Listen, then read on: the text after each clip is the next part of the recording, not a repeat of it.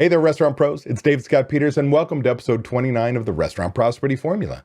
I've been coaching restaurant owners since 2003, and the Restaurant Prosperity Formula is based on what the most successful restaurant owners I've worked with do on a daily basis to achieve their success. The basic premise of the formula centers around achieving prosperity, freedom from your restaurant, and the financial freedom you deserve. To achieve prosperity, you have to follow a very specific formula made up of leadership, systems, training, accountability, and taking action. Today's topic centers around outstanding customer service. Now, I want to tell you about our guest today, Jill Raff, a highly experienced customer experience strategist and author. Jill has a long list of restaurant experience from working in her family's McDonald's restaurant, store number 150 in Ocala, Florida, to including graduating from Le Cordon Bleu in Paris, working at Harrods of London pastry kitchen, to working at a one-star Michelin Guido Ristorante in Piemonte, Italy. You could say that Jill has done it all, from McDonald's to Michelin. Listen in as Jill and I talk about how outstanding customer experience starts by following her inside-out framework. I want to welcome Jill Raff to the show today. But first, a word from our sponsor. This episode is being brought to you by Repeat Returns. If you're a restaurant owner of a medium to high volume independent restaurant, multi-unit or franchise operator, and you're looking for a proven and realistic solution to attract, grow, and retain customers, then you need to visit Repeat Returns. Repeat Returns is a modern marketing platform created by a restaurant owner for restaurant owners. It studies each customer's habits and patterns, predicts the most profitable outcome for your restaurant every single day, and deploys the marketing to make that happen. You'll never lift a finger. To see if Repeat Returns is right for you, visit repeatreturns.com/DSP. Jill, I'm so excited to have you today. I really appreciate taking time to share your knowledge about customer experience to everybody listening.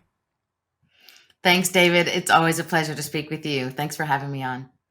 Again, my pleasure. Now, look, I want to get kind of right into a little of your backstory because it's pretty freaking cool. When you and I first met, you shared your story with me. Like, I've got my story. Oh, I grew up, worked for my parents, da-da-da. You've got the same story, but yours is pretty freaking cool. Talk about how the hell you got into the restaurant business, how you know so much, because it's pretty cool. Well, I was literally born into it. My parents and grandparents were McDonald's owner operators of their first store was store number 150, National Store 150, in Ocala, Florida, actually.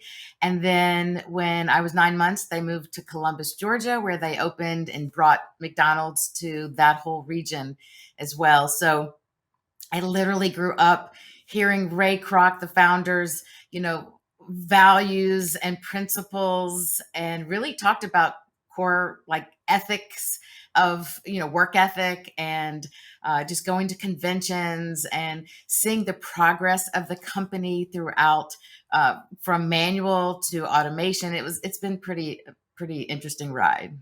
Oh, I mean, I think for most of us, we've either read the book and we realize, my takeaway when I was a young manager, like, oh, your bathroom's got to be awful, so clean. Think Ray Kroc talked about that's marketing. And then you watch the movie when they came out with that and you go, oh my gosh, cutthroat business, but really amazing how it duplicates systems, processes, ways, all the things I want the independents to have. And just amazing that you're at the ground floor and truly saw what it meant especially when a McDonald's was starting, and the quality was incredible, the customer service is incredible.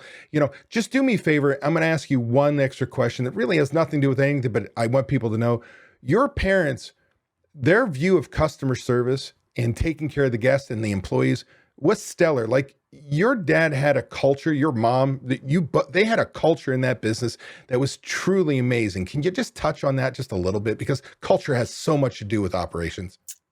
It is the core of everything, David. Thank you for asking that, because it's something that's truly near and dear to my heart, and it's the foundation of everything I do today. And only now, as I'm older, I can look in the rearview mirror and realize that's where it came from. And just ironically, this week, there was a thread on Facebook where I grew up, where it's all things related to Columbus. And somebody posted an old picture from 1962 with the first McDonald's there. And so I just had a conversation with someone who worked for my dad in 1964 to 66, and then a little bit in 69. And he talked about it was a 2-year-old business at that point. And he said, I remember your dad and the things that he said to me. And he told me about their conversations. He said it like it was this morning. He Wow. said there was a family culture. I felt like I was respected by your dad. And he said for a 17 and 18-year-old, like that was pretty awesome. And your dad was right there, shoulder to shoulder, working with us.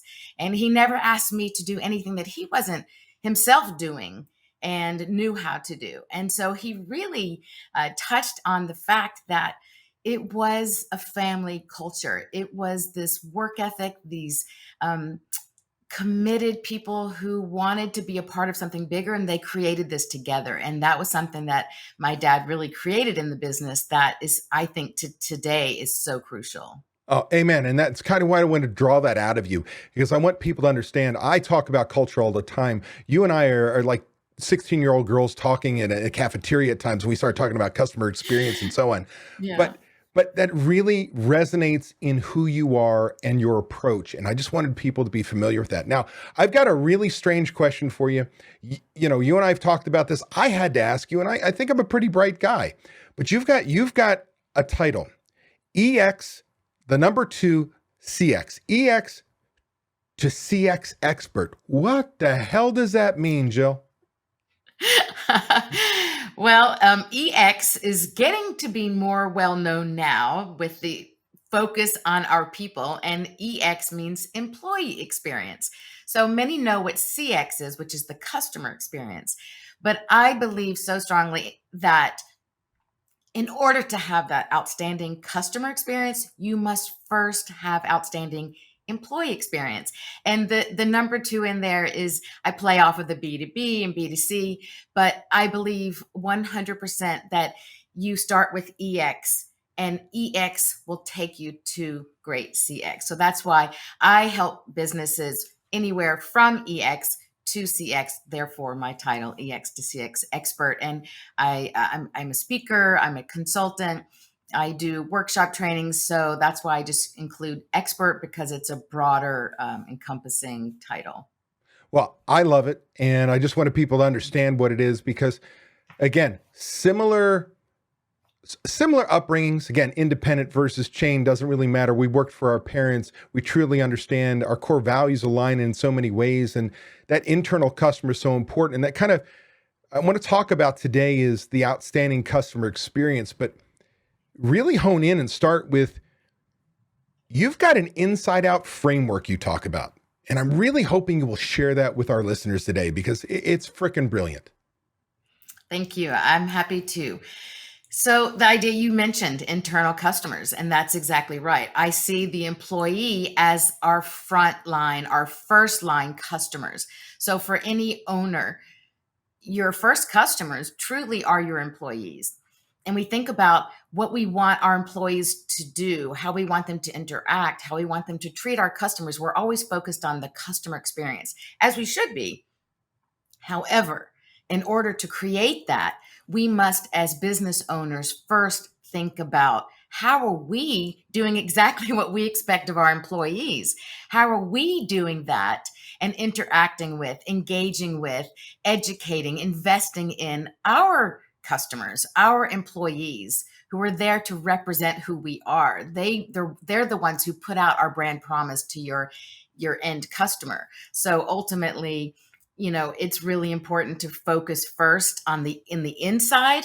And that's why I say, when you take care of the inside, your own home, right? You take care of a business inside your business, then the outside will take care of itself. So it's the inside out framework instead of customer starting. Instead, we start with the employees and then go out to the customers. And while that is a staple, a foundation of really, again, a great customer experience as your philosophy dictates, the truth of the matter is today, we've got a lot of operators who are suffering from a shortage of employees. And a lot of that I talk about in one of my past podcasts on my own is that you've got to become an employer of choice. And focusing on your internal customer creates that. For instance, I say, you're not an employer of choice when you've got a customer goes to one of your employees. Hey, do you like working here? Oh no, they treat us like da da da, and they openly share. Vice versa. Hey, do you like working here? Oh my gosh, I've worked here for 6 months, and it's been my favorite job ever. I've been here for 5 years. It's like family, da da da, and they become your marketers of not only new employees coming in, but again, that culture and atmosphere that drive people in. So today, becoming an employer of choice is so important. Is there a way? Can you talk about how that line of thought fits in with your inside out? 100%. And I also use the expression of employer of choice, because that says it all. You want your people to be the ones who are your advocates. And in fact, that's why my tagline, in fact, is turning employees into advocates and customer magnets. Uh, And so, Are there one or two yeah, ideas of that you share with people that you could give away just as kind of an icebreaker to say what should they, or even just points they should be focusing on their employees to make sure they become an employer of choice? I talk about pay and there's proper supervision and safety and being a part of something bigger and so on, but I'd love to hear your perspective. yes. So, of course, the pay and the bonuses and the benefits and incentives are all great and very, very important. You can't do business without them. However, statistically, they show that people will leave a company even for taking less pay if they feel they matter, if they feel included, that they're a part of something bigger. So, I always recommend, well, let's just back up for a second. First, you have to think of how do we apply this even in the interviewing and the hiring process, right? So I have a client and she was talking about, Jill, I give them, I throw money at them. Right now we have this staffing problem. So I just throw money at them and I give them this bonus and I give them this, incentive. And I was like, whoa, what are you expecting in return? And there is nothing. And so that, I think, is a problem. It's almost like raising children, right? You just spoil them, you give them all the stuff with no expectations in return. And there's no accountability, there's no understanding. Whereas I said, look, you have a hiring problem. It's not a problem within, your staff and retention. You got to start in the beginning. So when you hire, you need to look that people are aligned with your core values and make sure those are clearly established, and making sure that within those core values, you have clearly identified your appreciation, acknowledgement, respect for your people. And when you include that and you incorporate that into everything that's done throughout your business, it will speak for itself. It creates that culture. So people are going to want to stay and be a part of that. And they're going to be out what I call your free marketing sales force, both internal and external customers. They will be your free marketing sales force if you treat them right, if you respect them, if you invest in their growth. So it's not just all about the company. It's about what can we do so that you feel more complete, both in the work that you do here. But if you do choose to leave us, you're going to be a better person for it. I love it. Again, I could just sit here and ask you 800 questions and we could be here for hours because everything you say resonates. Like I can tell you, at least from way I've grown up and the way I view the restaurant business, everything you say is gold.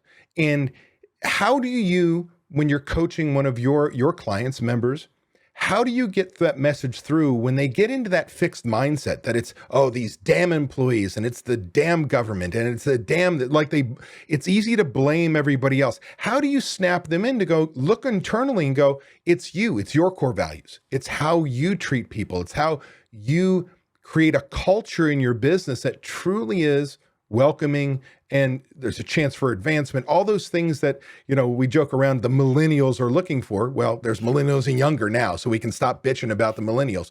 But, Right. what kind of advice do you give someone who's stuck? I suggest they look within. They first and foremost leave their ego outside. Like, park your ego out.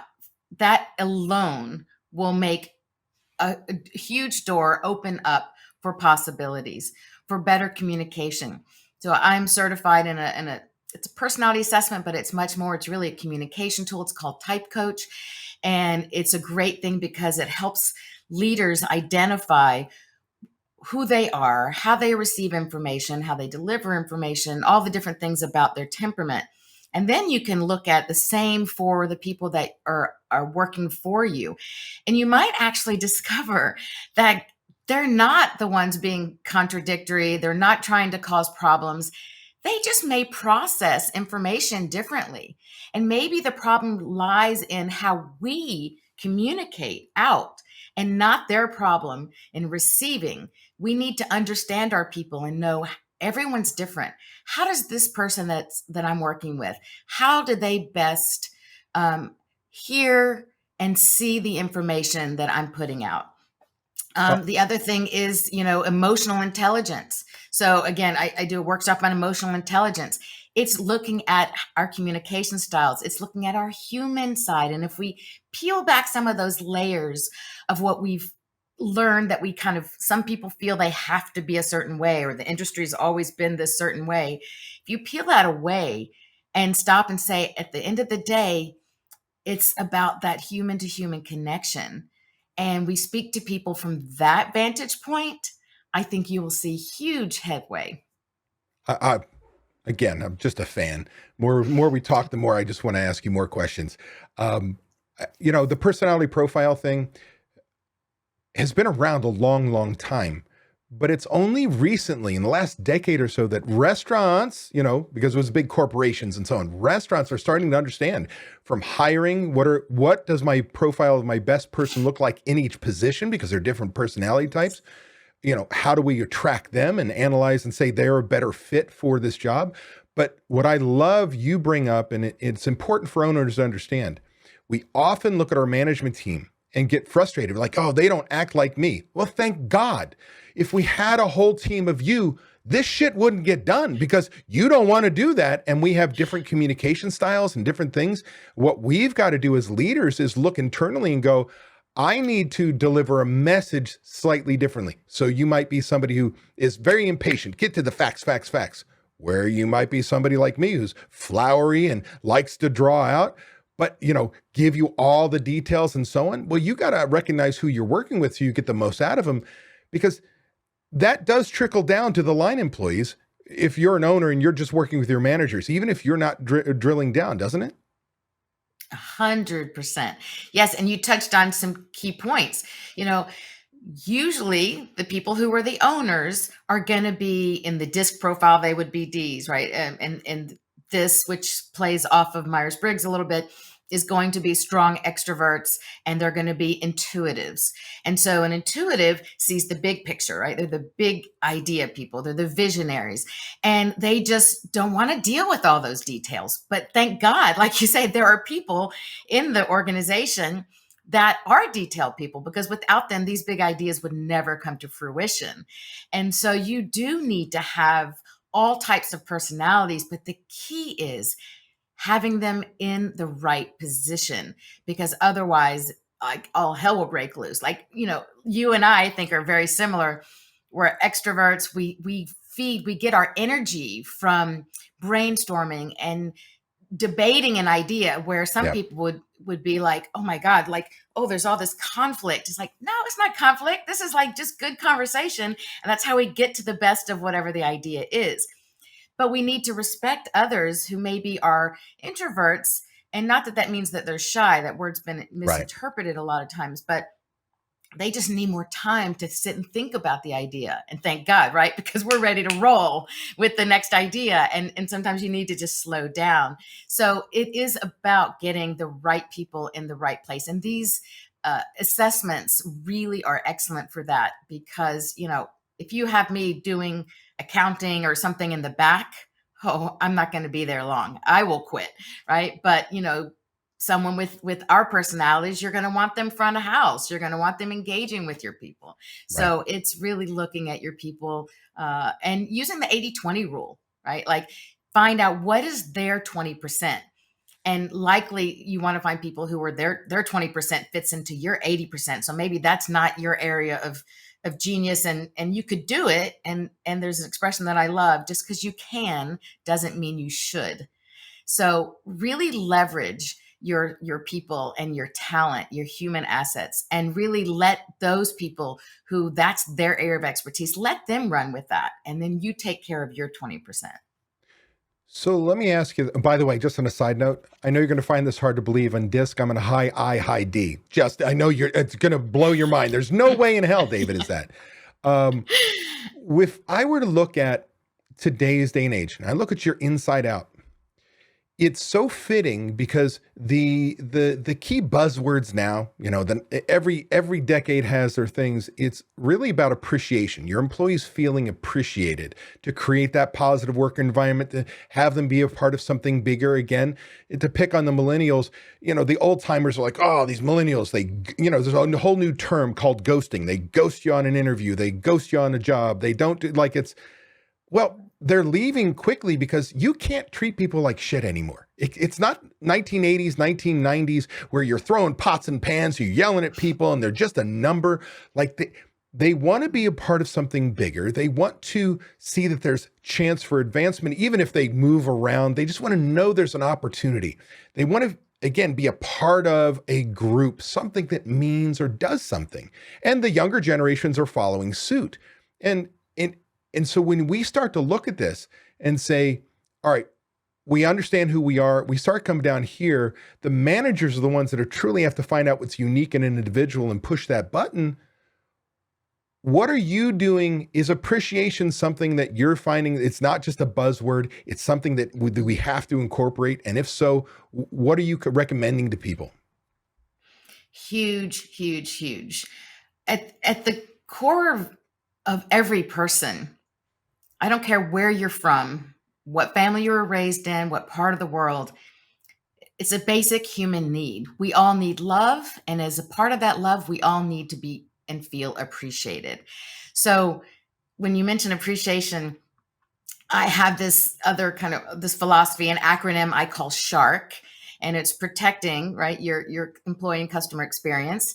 And the S stands for serve from heart. So really, truly serve from heart. And in the hospitality, I use hospitality in the broad sense of the word. Restaurants are all about hospitality.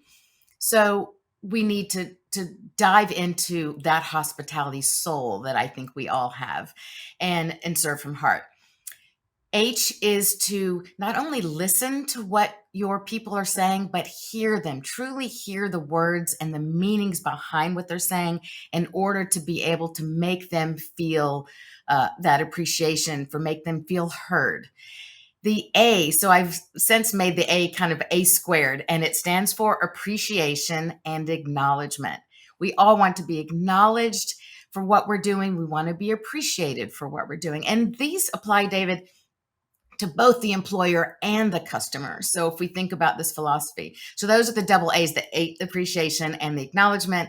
And then the R squared is respect and resolution, right? We need to have, again, that basic core appreciation of being respected and giving respect. And resolution, it could be solving a problem that a company had. Maybe a food came out wrong or whatever the item was, or just the resolution. People are coming to you because they're hungry. So let's resolve that need for them. And then the K is my favorite, and that's kindness. And that no matter what we do, if we come from kindness and we deliver kindness and we let people know, maybe people are cranky. And I know today customers really, they're not the customers of the 60s and 50s. However, we don't know what happened to them earlier that day. Right. So if we try to come from it as, I'm not going to react to what they've just done or said, I'm going to slow down and respond with kindness, maybe we'll see a shift in their whole energy towards us. Well, I think that's awesome. Kind of a long-winded answer. No, it's perfect. When you first said shark, I'm like, I envisioned this very aggressive, whatever in my brain. But as you said, you went through, And now all of a sudden, if I were to create a logo or an image, a character, it would be this mother shark, right? Looking sweet, but having the school of their sharklings underneath her protecting them. It's a softer approach, but it is, hey man, we're going to protect our business by making sure our guests, our internal, external guests have the best experience. And again, appreciation is, it's the hottest thing out there. And as you go through and you talk about it, what you're really saying is, hey, everybody, start to treat people like freaking human beings. Be present in your communication, be authentic, and follow your shark principle. And man, it addressed everything. I think it's brilliant. I love it. Thank you. So now I'm going to ask you a trick question. Like, can you train this stuff? Like, does it start with training? I mean, we talk about training all the time. The 90s, man, it was all about training. Early 2000s, train, right? The golden rule of training or show, tell, do, review. Don't care. It was train your people, got to train your people. And all of a sudden, these chain restaurants were putting out robots. Hi, my name is, which is not hospitality. It is certainly very difficult in my brain to make sure somebody, if you put them in the wrong position because you don't know their personality, that they can manage properly or do the job the way you want it. Is training, is that a trick question? Can we train this, or is there more to it? Yes, there's definitely more to it. And I don't believe that training is the answer, contrary to most people's belief. Let's face it, when we train, you could train an orangutan to smile, right? You could train monkeys to do a lot of these things.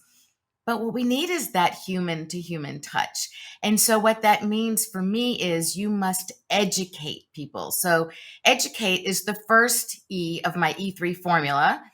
And it's educate, engage, and entrust. And when I say educate over train, it means from the very first conversation, educating them about what does it mean for you to be a part of our culture, our work family.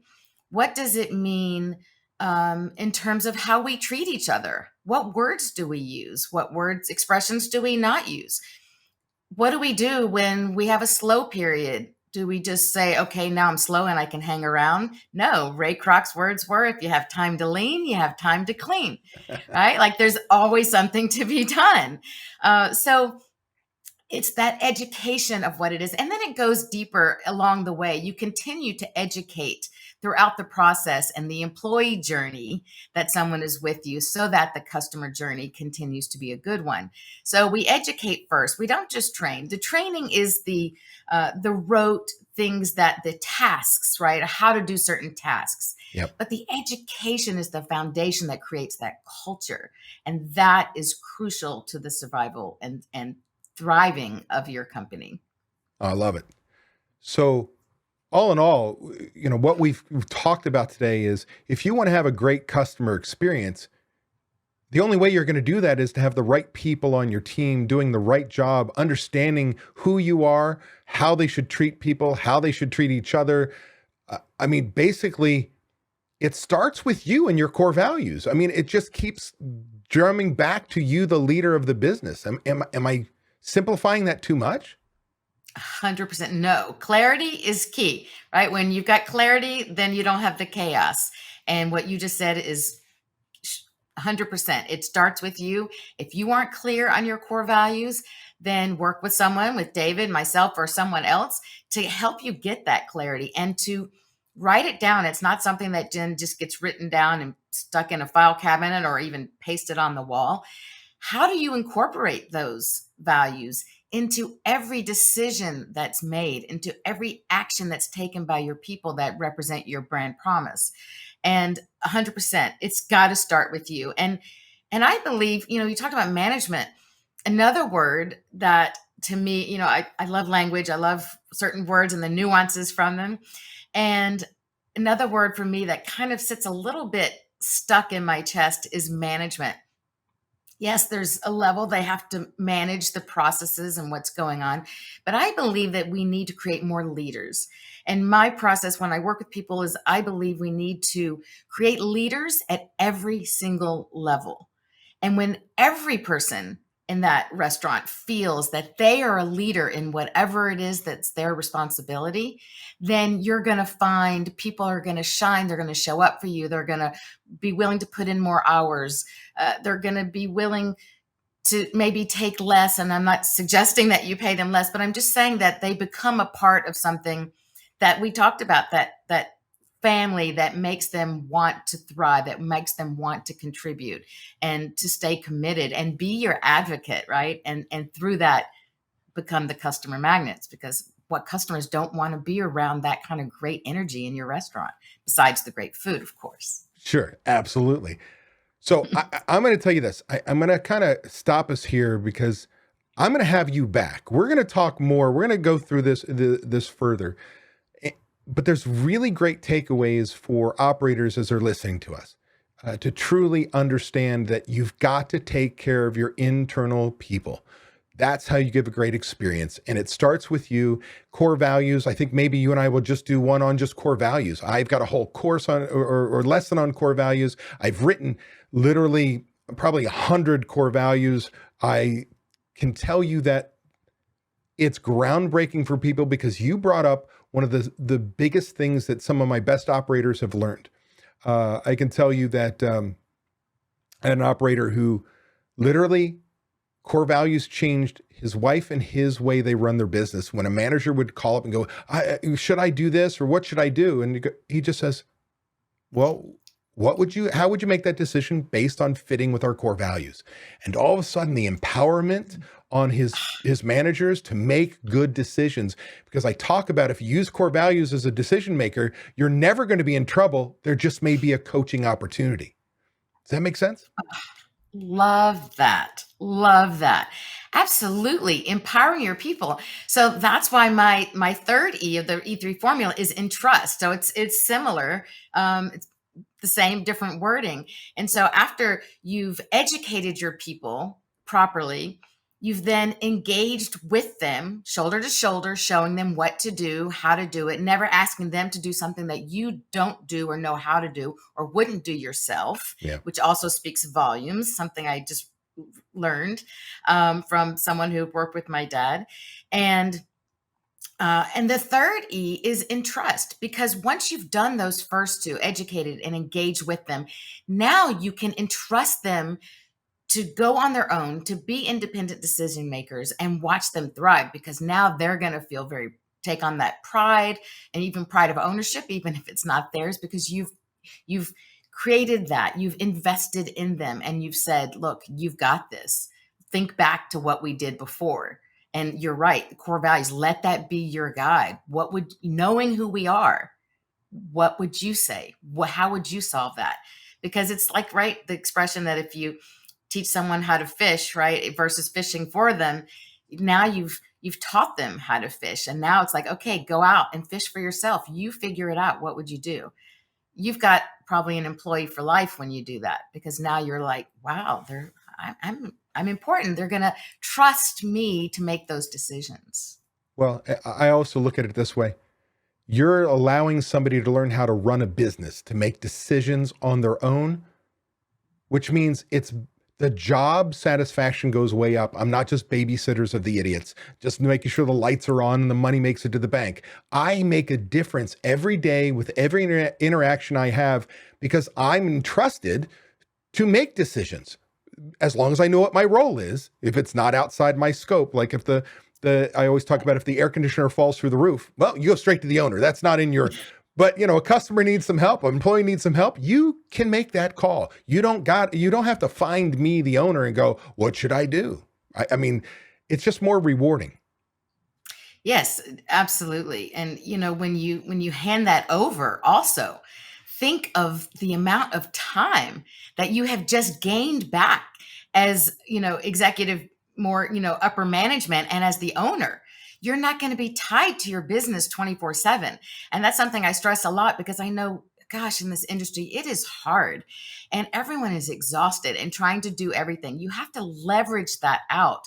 And when you're able to build leaders at every level, then you've got a strong ladder. No matter where you are on the rung, you've got a strong support system, and you've got people below you, below you and above you. And I say that with air quotes, people who are listening, because I don't think anyone's really below anyone else. Right.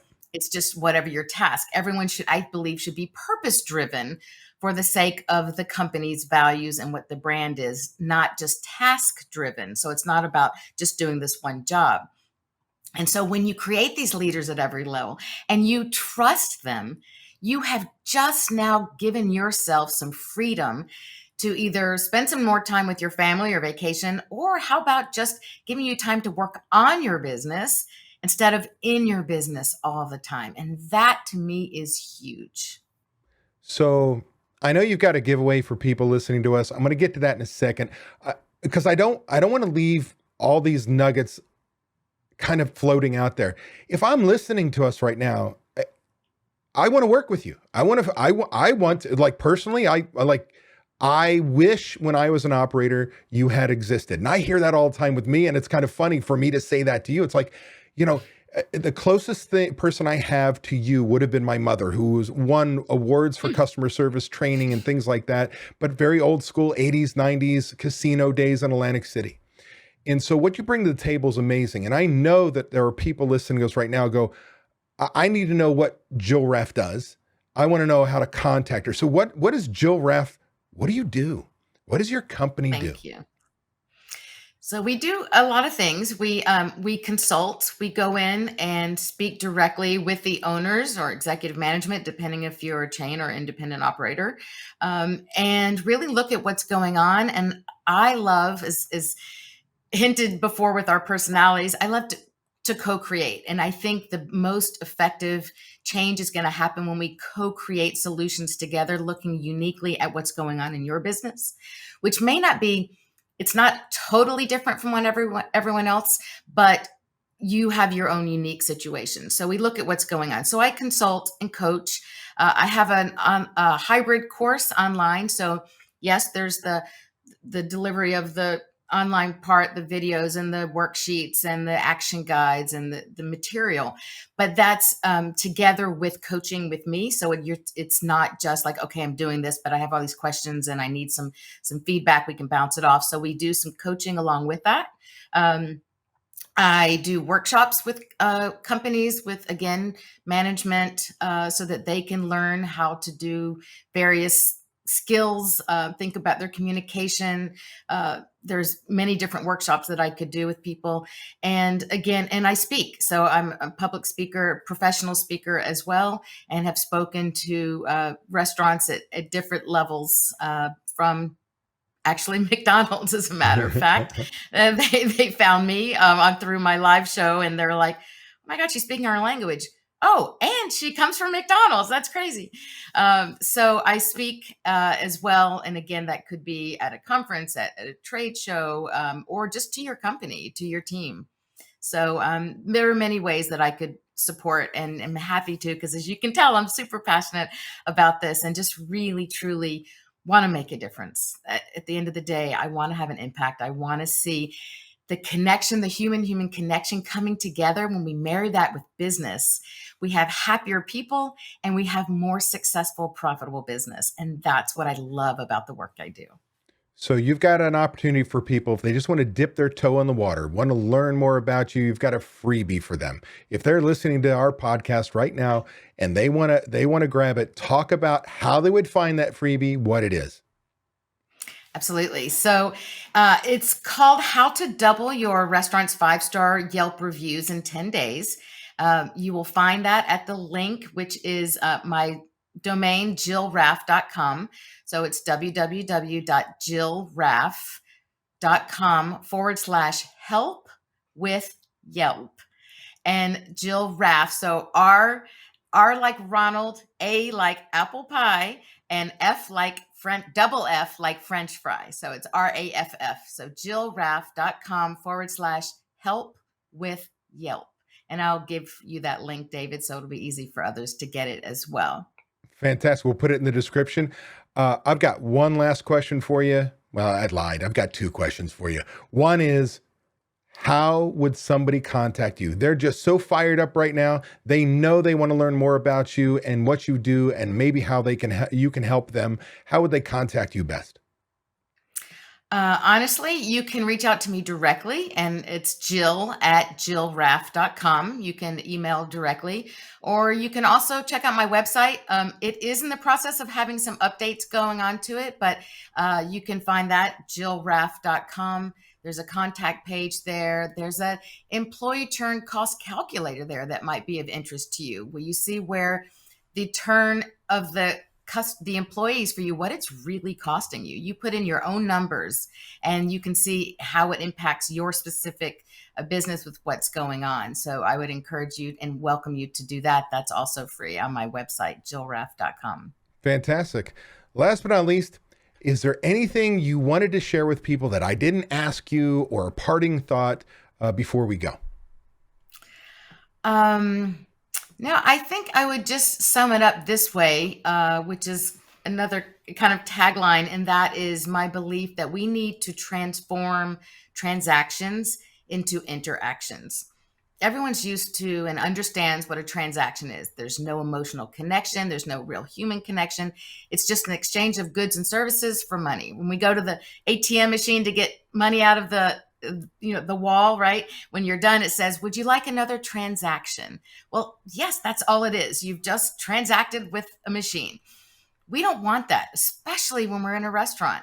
So we need to transform the transactions into interactions. It happens to be the name of my part of my book with the National Speakers Association here in Austin.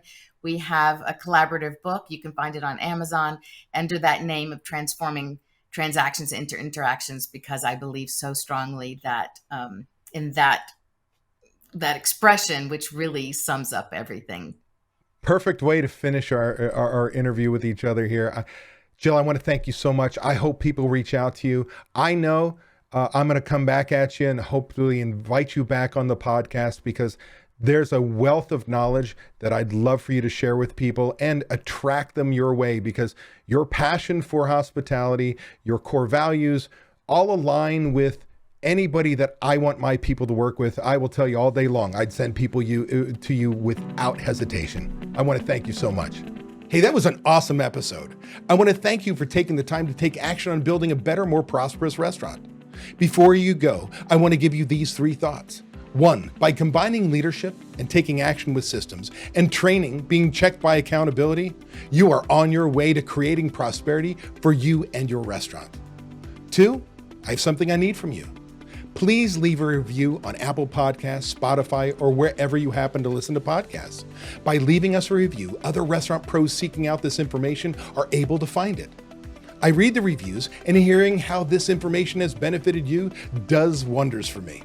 And 3, if you find any of the discussions helpful, share them. The more restaurant pros who have access to them, the better we become as an industry. For more restaurant resources, or to get in contact with me, connect with me at davidscottpeters.com. Be passionate about what you're doing. Be persistent, but more importantly, become better and help everyone around you become better. And your restaurant is going to kick some ass. If you're tired of not being able to leave your restaurant because no one else knows how to run it, I want to make sure you know it doesn't have to be that way. You can leave your restaurant. It is possible to build a team of people who know how you want the restaurant to run. With these trained and responsible people in place, you can give yourself time away. What would you do if you had time away from your restaurant? Would you sleep better? Would your relationships improve? Would you feel more relaxed? These are all things you deserve to experience as a business owner. It's why we own our own businesses. If you would like to learn how to own a restaurant that doesn't depend on you to be successful, click the link in the description to watch a free training course that teaches you exactly what you have to do. Also, be sure to subscribe to get my weekly tips and watch these 2 videos to get more information and guidance for running a successful restaurant.